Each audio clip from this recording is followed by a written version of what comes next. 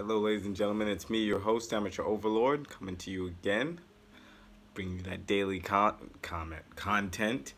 Um, Previous video, basically, when we were filming, when I had Amazing Menace here, part of the Discuss This League, there were some camera issues, and we had to switch to different camera in a different format. So the video does look different than many of the other videos that you have.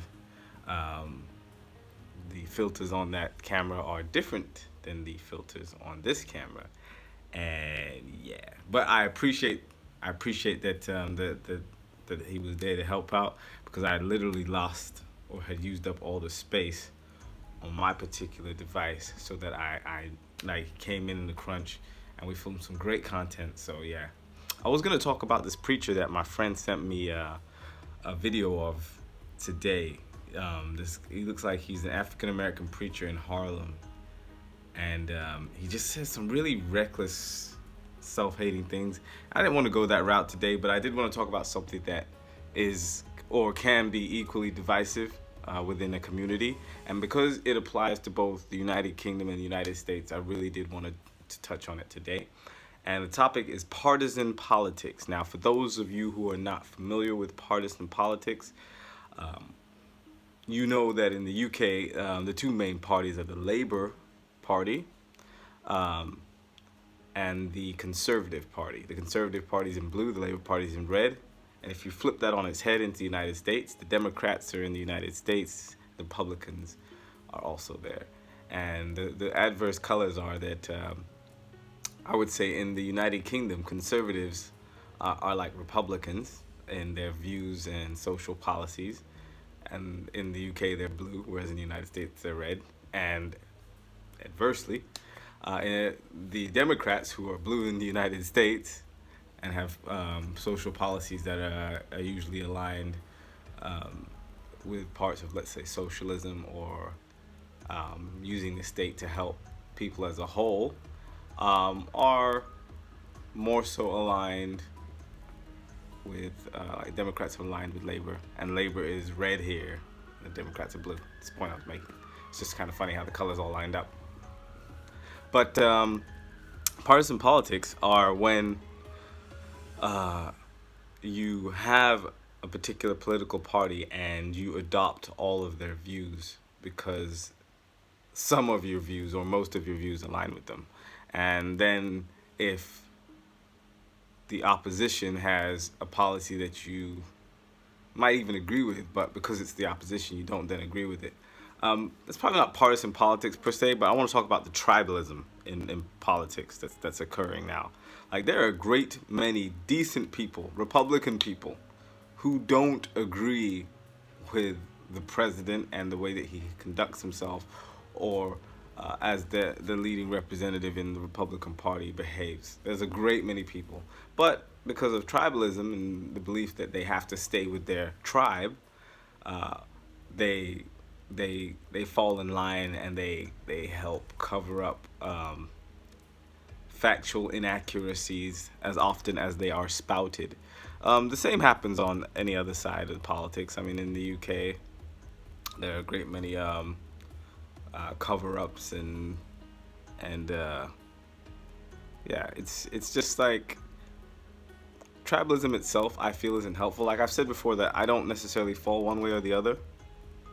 Like in the UK, the Labour Party, which is who I'd probably say I'm more closely aligned to in my views, as far if we're going to talk Labour and Conservative, they banned they're on banning all fur or fox hunting or something. These issues that I really don't think are that big a deal. Like, I'm not saying that we should kill all the foxes, but anyone who lives in the UK, in London specifically, knows that they are a menace that have clearly gotten out of control. And when you've come across, like I have, numerous mange-ridden foxes, like mange is like when they have this disease, and it makes them, they just look sick, and they look like they're wet when they're not wet, and their eyes are all pinched shut, and they're out in the daytime looking crazy.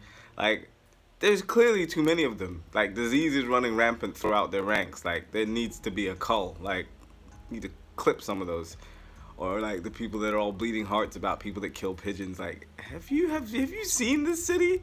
Like, the city's filthy with these creatures. We've let it get out of hand. Now, I'm not saying that, kill all of them, but their numbers need to be reduced. They are creatures at the end of the day, and they will continue to breed irresponsibly if not checked. That's just what creatures do. They eat, sleep, and breed. That's what they're gonna do. I mean, humans aren't much different, but we have our intellect to help us make more wise decisions, and we don't. Even with our great intellect, we don't often do that. So, yeah, I'm just looking again at the United States, and I'm thinking to myself, wow, things have gotten so tribal there.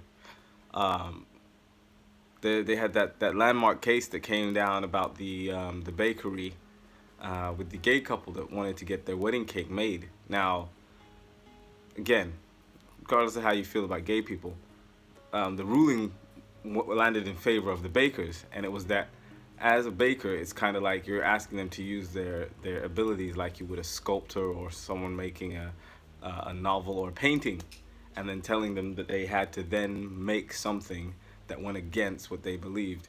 And the argument there was very niche in that they didn't refuse to make them a cake. They refused to make them a wedding cake. They said, we'll make you a party cake, we'll make you this, but everyone goes and says, oh, they didn't want to make them a cake. That actually wasn't the case. They said they wouldn't make them a wedding cake because they have views on homosexuality that conflict with the views of the patron. And because what they do is, it falls under the category of like, it's a personal, I can't explain it properly, but I feel that you understand me. I'm going to tell myself that you do. The court ruled then in favor of the bakers, saying, well, he didn't refuse. Like, some signs in the United States have inside stores are like, we reserve the right to refuse service to anyone. That's a broad brush. Like, you could really much say, yeah, I don't like you, I don't like your face in the back, you can't come in either. It's so much further than the no shirt, no shoes, no service that you see sometimes. But I was reading a lot of comments on Facebook and on Twitter, and a lot of people were angry. But then they were getting even more angry at people who are quote-unquote liberals or left-wing people who were saying, well, the courts did the right thing. They upheld the law. And people were like, oh, no. If you want to have it on a subject of, let's say, morality, it becomes subjective because everyone's morality is set to a different setting. Like, you could say, I don't believe morality is universal. Not at all.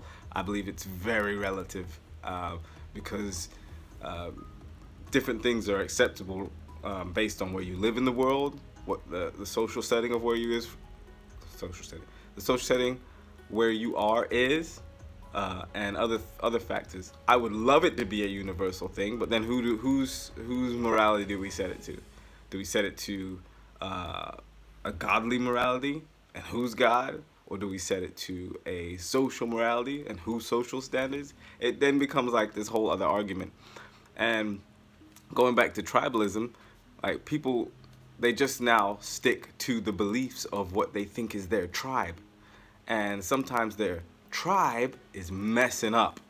And I was talking to another friend on Facebook, and it's like, becomes like, who's more fool? The fool or the fool that follows the fool? Because we know that the current president he's out of his depth.